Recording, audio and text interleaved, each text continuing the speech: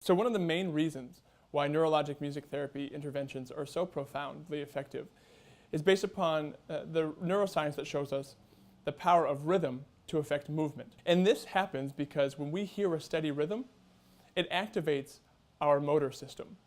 We also know that because it's an auditory signal, it also activates our auditory system. And then when the rhythm repeats, our motor system and our auditory system fire at the same time. And when that happens, that's called entrainment. And entrainment is something that happens below levels of conscious thought.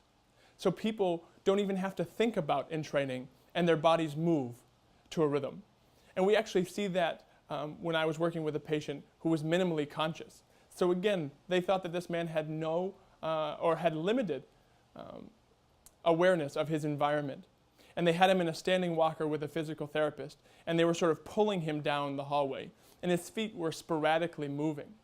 And I started again to use sort of an augmented, what we call rhythmic auditory stimulation. So using a steady rhythm in hope of accessing movement. And what we saw is that he would actually start to walk on beat. And again, let's remind you that he is minimally conscious, but he was able to walk to the beat, demonstrating the power of music to access the human brain at every level.